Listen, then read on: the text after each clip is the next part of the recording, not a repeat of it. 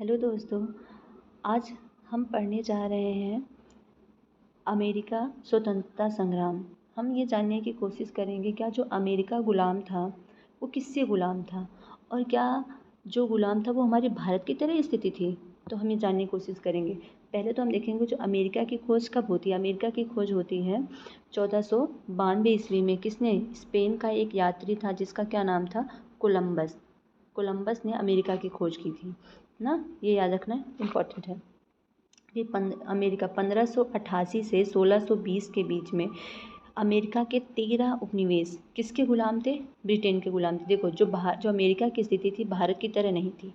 इसकी स्थिति क्या थी? इसकी स्थिति थी कि जो अमेरिका है इसका जो पूर्वी हिस्सा है इसके 13 उपनिवेश क्या थे? अमेरिका के गुलाम थे। बाकी सब आज़ाद थे। यही सिर्फ 13 ही जो उपनिवेश थे यही गुलाम थे। किसके? इंग्लैंड के। देखो, यहाँ पे अमेरिका की तरह नहीं था, सॉरी भारत की तरह नहीं था। यहाँ पे क्या था कि जो यहाँ की असेंबली होती थी वो जनता के द्वारा निर्वाचित हुआ करता था। भारत की तरह इसकी स्थिति नहीं थी। क्या था? जनता के द्वारा निर्वाचित हुआ करता था। बस ये जो असेंबली है यहाँ पे इंग्लैंड के लोग आके यहाँ पे लड़ते थे और यहीं की अमेरिका की जनता इसको सेलेक्ट करके असेंबली में भेजते थे। तो जो 13 उपनिवेश थे, जो 13 उपनिवेशों के गवर्नर थे वो कहाँ के थे? वो सब ब्रिटेन के ही थे। जो 13 गवर्नर थे कहाँ के थे? ब्रिटेन के ही थे। अमेरिका के लोग, देखो अमेरिका के लोग डर रहे थे कि कहीं ऐसा ना हो, क्योंकि उस समय पूरे विश्व में 2 ही कंट्री ऐसी थी जिनका बहुत वर्चस्व था। एक था फ्रांस और एक क्या था? इंग्लैंड ना। एक फ्रांस और इंग्लैंड। तो अमेरिका वाले, जो अमेरिका के वासी थे, वो क्या सोचते थे कहीं ऐसा ना हो कि हम इंग्लैंड का विरोध करें और फ्रांस आके यहाँ पे राज करने लगे। मतलब एक जगह से निकले एक जगह और आ जाए। इसीलिए अमेरिका वाले क्या रहते थे? शांत रहते थे। लेकिन क्या होता है 1756 में एक घटना घटती है जिसका नाम था सप्तवर्षीय युद्ध। क्या सा? सप्तवर्षीय युद्ध। देखो उस समय जो फ्रांस थे और इंग्लैंड थे इतने लालची थे कि हर जगह सोचते थे हमारा ही अधिकार हो। तो ये हर जगह हर देश को लेके आपस में हमें इनकी लड़ाई चलती रहती थी। तो इंग्लैंड और फ्रांस के बीच में कब 1756 से 1763 कब 7 सालों तक एक युद्ध होता है जिसे हम सप्तवर्षीय युद्ध करते हैं। ये सप्तवर्षीय जो युद्ध होता है किसके बीच में होता है? इंग्लैंड और फ्रांस के बीच में होता है। कारण क्या होता है? कनाडा के अधिकार को लेकर इंग्लैंड और फ्रांस आपस में ये लड़ते रहते हैं। 7 साल की लड़ाई में फ्रांस की हार हो जाती है। 7 साल ये टोटल युद्ध चलता है जो सप्तवर्षीय युद्ध है, और इसमें क्या होता है? फ्रांस की हार हो जाती है। 7 वर्षों के युद्ध में अमेरिका वासी जो थे उनको ये विश्वास हो गया, अब उनमें ये विश्वास रख गया कि हाँ अगर हम अमेरिका का विरोध करते हैं तो हम भी अमेरिका को भगा सकते हैं। तो इनके मन में ये आ गया कि अब फ्रांस को लेकर इनके मन में डर हट गया। पोलैंड ने एक कहा है कि फ्रांस की पराजय अमेरिका वासियों में स्वतंत्रता की इच्छा पैदा कर दी। यही सप्तवर्षीय युद्ध ने अमेरिका वासियों में क्या है? एक स्वतंत्रता की इच्छा पैदा कर दी। अब अमेरिका स्वतंत्रता संग्राम के कारण क्या थे ना? कारण होना चाहिए कि जैसे कि हमारे भारत में कारण क्या थे? धार्मिक कारण थे, आर्थिक कारण थे, राजनीतिक कारण थे। हर तरीके से किसानों का शोषण किया ना, किसानों का शोषण किया, हमारे देश को लूटा। ऐसे ही यहाँ के कारण क्या थे? एक था पहला आर्थिक कारण। आर्थिक कारण में क्या था? आर्थिक कारण ये था कि उसमें देखो अमेरिका इंग्लैंड इन दोनों को जोड़ने वाला जल संधि, मतलब जल के द्वारा ही ये दोनों कनेक्ट होते हैं, कोई स्थल मार्ग नहीं था। तो यहाँ से यहाँ तक अगर कुछ इनको आयात निर्यात करना था वो जहाज़ के माध्यम से ही होता था। फिर इन्होंने क्या सोचा कि जो इनका नौ परिवहन था इसको मजबूत, जहाज़रानी परिवहन को मजबूत बनाने के लिए इसने एक एक्ट लगाया जिसका नाम था नौ परिवहन कानून। कब? 1651 में। किसने लगाया था? इंग्लैंड ने लगाया था। इसमें क्या था? इसमें यह था कि अमेरिका से जो जहाज़ आएगा, अमेरिका में जो भी जहाज़ आएगा इंग्लैंड से वो किसका होगा? इंग्लैंड का होगा। मतलब वो इस पे और कोई देश यहाँ पे नहीं आ सकता जहाज़ लेके। जहाज़ सिर्फ किसका आएगा? इंग्लैंड। जहाज़ से आना जाना जो भी होता है वो किसके जहाज़ से होगा? सिर्फ इंग्लैंड के जहाज़ से होगा। लेकिन अब क्या ये सही था? अमेरिका वासी इसका विरोध करते हैं। अमेरिका में सिर्फ इंग्लैंड के जहाज़ से ही व्यापार किया जा सकता है। अगर मान लो कोई इंग्लैंड का जहाज़ है और अमेरिका वाले ने उस जहाज़ को ख़रीद लिया, तब भी ये मान्य नहीं होगा। तब क्या होगा कि भले एक अमेरिका वाले ने उस जहाज़ को ख़रीदा है तो इस जहाज़ में जितना सब काम होगा वो आधे से ज़्यादा कहाँ के लोग होंगे? ब्रिटेन के लोग होंगे। इतना बड़ा, तो इसका भी विरोध हुआ। एक आता है व्यापार अधिनियम एक व्यापार अधिनियम बनाया गया।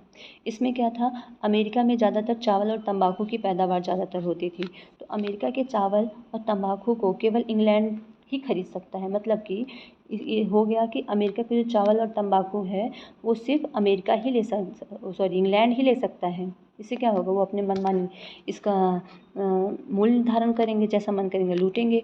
तो एक कारण तो ये भी बना। और दूसरा क्या था, औद्योगिक अधिनियम 1689।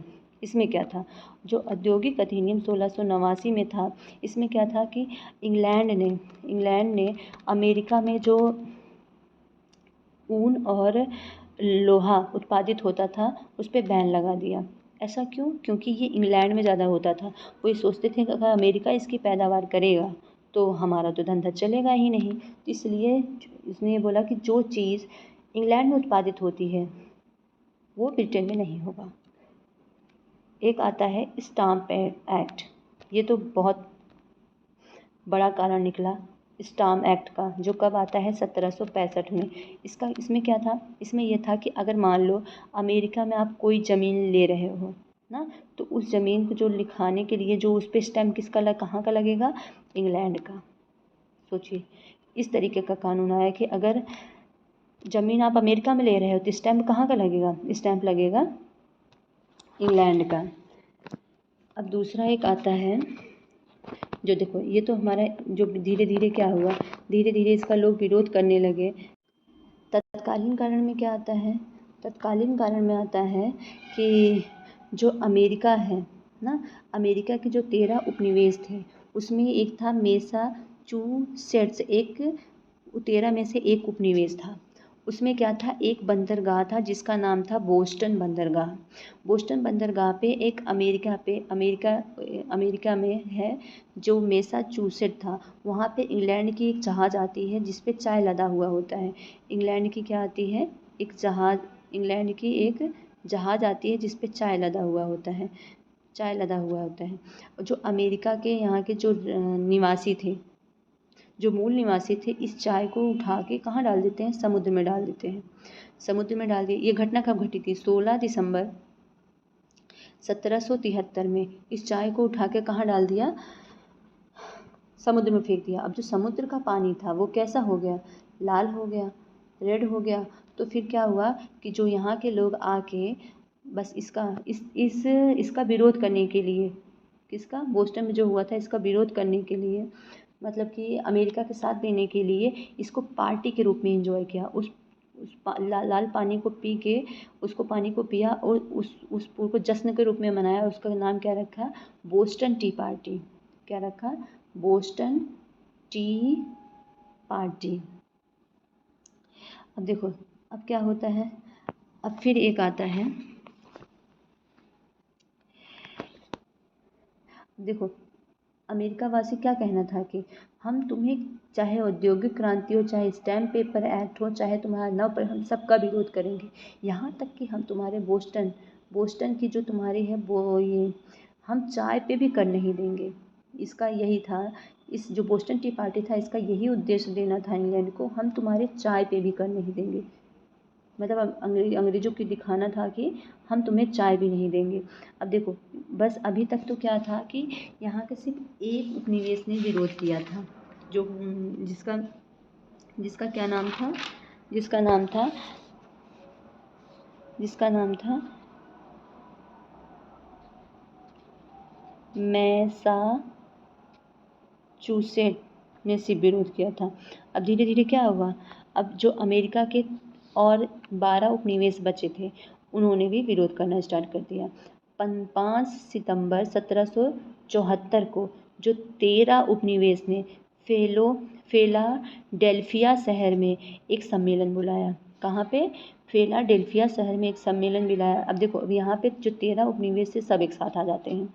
उन्होंने क्या किया, एक सम्मेलन बुलाया और 19 अप्रैल 1775 में एक लैंगिस्टन शहर में युद्ध होता है और 4 जुलाई 1776 में फिलाडेल्फिया में एक दूसरा सम्मेलन बुलाया जाता है, जहाँ पे सबसे पहली बार अमेरिका को